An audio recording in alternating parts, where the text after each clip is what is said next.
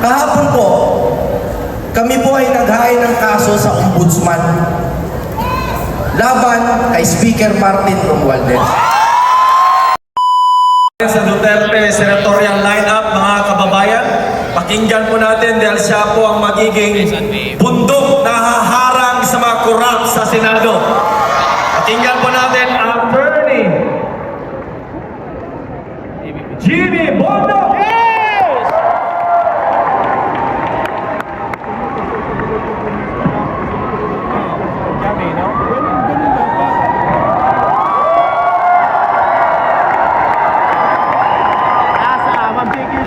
Ako po si Attorney Jimmy Bondo, number 10 sa balota.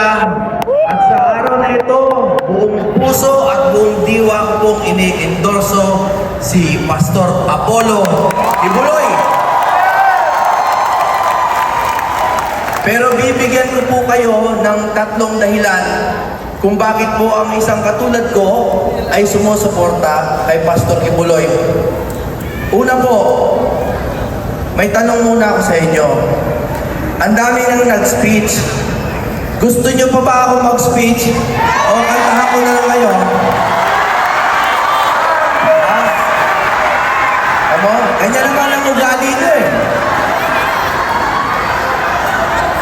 Dahil ganito po, iiksiyan ko yung speech, tapos kung mamarapatin ng aking mga kasamahan, kakantahan ko kayo ng content. Kahit wala akong bayad, basta may budget. At wala. Hindi, pinaliligaya ko lang kayo dahil lahat po tayo pagod sa politika kuminsan. Pero meron po akong tatlong dahilan kung bakit talagang buong puso po ang suporta kay Kibuloy, Pastor Kibuloy. Number 1, sabi po nila, you will know the shepherd by his flock.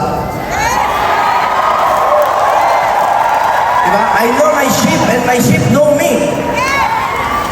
Alam niyo po, hindi kami close ni Pastor Apollo Kibuloy. Ayoko po, maliit po akong tao sa totoo po. Hindi po ako nakikihalo sa mga mararaming mga malalaki na tao. Pero ako po, nakilala ko si Pastor Kibuloy dahil sa inyo. Alam niyo po, ang dami pong mukha dito kung saan-saan ko na nakita. Yung iba nakikita ko sa Facebook, yung iba nakikita ko sa mga rally. Ulit-ulit po, nagkakapalitan na po tayo ng mukha. Pero ang napansin ko po, ang ugali po ninyo, bagamat may pagkakaiba-iba, sa gitna, sa kaibuturan ay pare-parehong may kabutihan. Alam niyo po, katulad po ni Pastor Kibuloy at ni Senator Bato, na hindi kami politiko,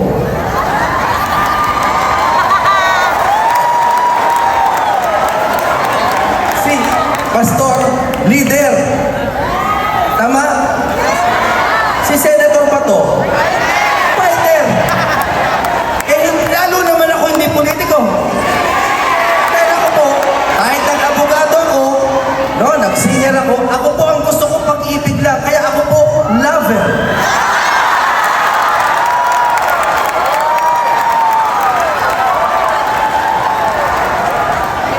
Because yung love po, yung capacity for love ni Pastor Kibuloy, sa inyo ko po nakikita.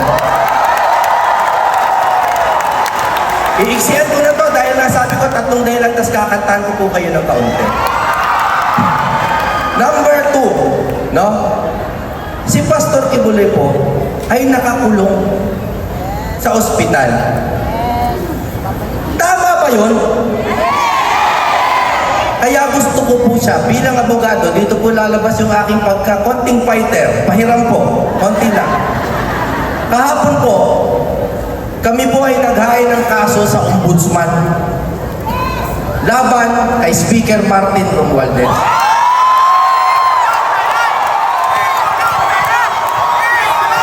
Bakit? Hindi po. Sa totoo, sabi ng iba, paghihiganti daw to. Hindi po to paghihiganti. Ito po ay paghahanap ng hustisya. Bakit? Isipin niyo, mga tao walang sala, kinukulong sa ospital. Pero yung mga nagpapalsify ng budget, malaya.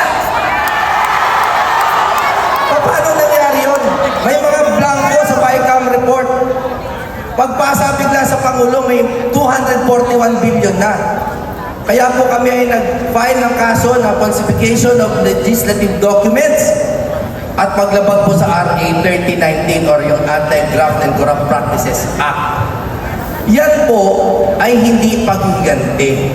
Pero kaya ko sinusuportahan si Pastor Kibuloy dahil para sa akin siya ngayon ang mukha ng kawalan ng hustisya sa sistema ng Pilipinas.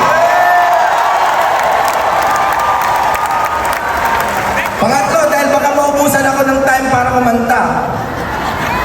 Ako po ay number 10. Number 10 po ako sa balota. Napakagandang numero, no? Talagang kaloob po ng Diyos sa akin yan dahil hindi naman ako masyadong kilala sa politika, binigyan ako ng napakagandang 10. Ano po ba na naiisip nyo sa number 10?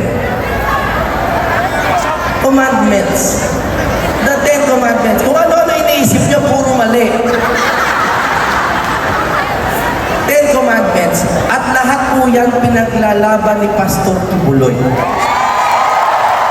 Ang anti-corruption, ano ba yan? No? Pinaliikot-ikot pa natin. Ano ba yan? Thou shall not steal. Napakasimple. Yung nangyayari sa PhilHealth, alam niyo po, ang tagal ko sa PAGCOR, may mga pasyente nakakulong sa ospital, hindi makabayad. Hindi makabayad, namamatay sa ospital, umuutang sa amin, wala naman kaming mabigay kasi wala sa aming panukala yung ganoon. So ang naisip ko, murder yun, di ba? Thou shall not kill. Kaya po yung pagnakaw nila sa PhilHealth na budget, pagpatay po yan, isipin nyo, hindi nyo na tinustusan yung medical bill, kinulong nyo pa. At ako po, nung ako'y naroon talaga pong nagdurugo yung puso ko, promise, wala akong showbiz ito. Ako po ay talagang naiiyak ko minsan dahil may humihingi. Sasabihin, sir, pumutok yung, kung ano man ang pumuputok. Pumunta ako sa public hospital. Walang space. Pumunta ako sa private para hindi ako mamatay. Inoperahan ako. Pagising ko, sabi sa akin, ma'am, magaling na po kayo. May utang kayong 300,000. Hindi po ba? Kaya po ako ay naniniwala kay Pastor Kibuloy dahil alam ko that he is a true leader. Ako po ay may awitin. Ang tawag po sa kanta na to ay Tunay na Laya. Narinig na po ng iba sa inyo yan. With the permission of my colleagues, maaari ko ba kayong kantahan kahit saglit lang? Dahil hanggang ngayon po, that is my most effective way of showing you my heart.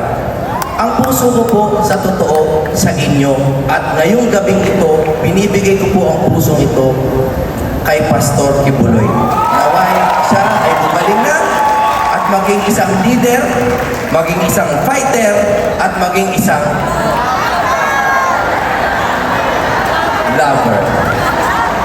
Maraming salamat po. Ako po ay kakantang saglit para sa inyo. Okay lang po ba?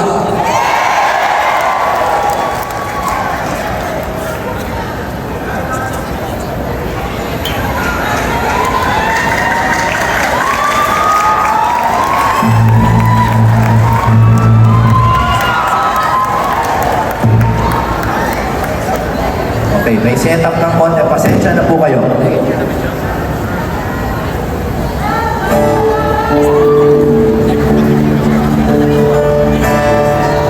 Kahit po walang bayad, basta may palakpak.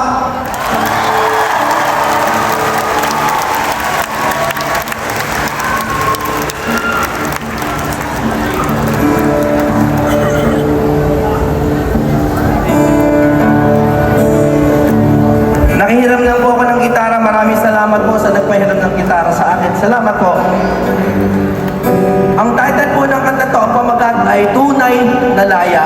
Bago po ako kumanta, isang tanong. Malaya po ba ang Pilipinas ngayon? Malaya po ba si Pastor Kibuloy?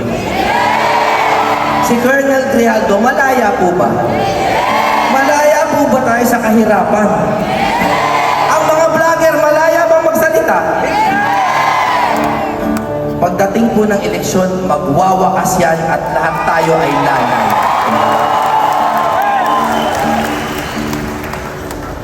Kay tagal na natin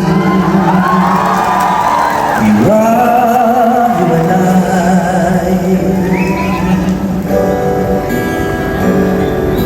Kampi-kampi,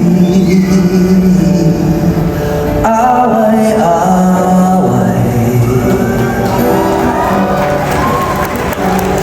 Tingnan mong tunay ang buhay ng masa, malayo pa sa malaya.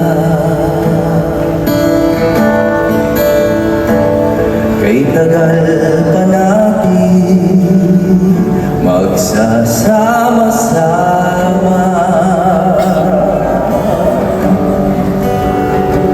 Simula pa lamang, kumbaga sa drama.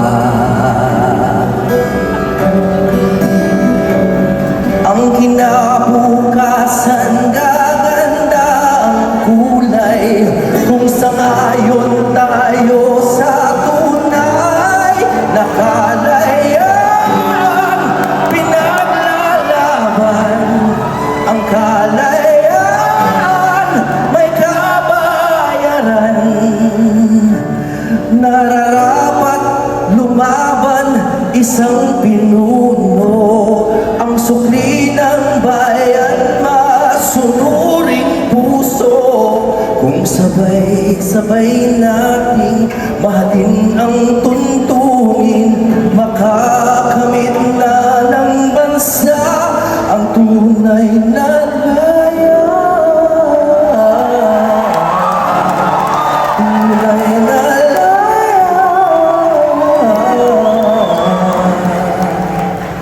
lumaya.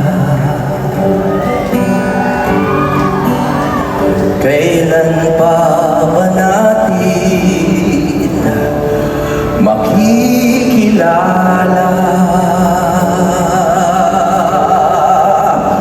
kung sinong kaaway, kung sinong kasangga? Sa masasama, sino ang mag-aadya? Patako na tayong dinaya. Ang kalaban natin ay butas na batas. Lambat na may takas ang mga marahas. Kung nagturusa ang mabubuting tao, ito ba ang tinatawag nyo na kalayaan? Pinaglalaban ang kalayaan, may kabayaran. Nararapat lumaban isang pinuno, ang sukli ng bayan, masunuring puso. Kung sabay-sabay nating mahalin ang tuntunin, makakamit na ng bansa ang tunay na laya. Tunay na laya.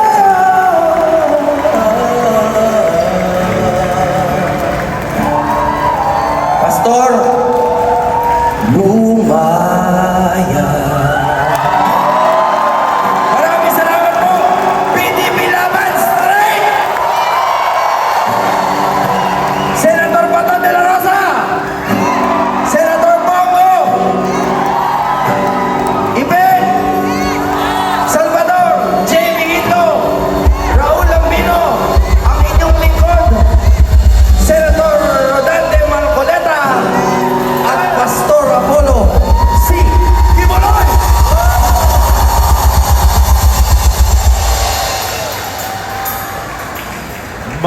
Maraming salamat kay Attorney Jimmy Bondo. number 10 sa balota. Gusto niyo pa ba ng awit?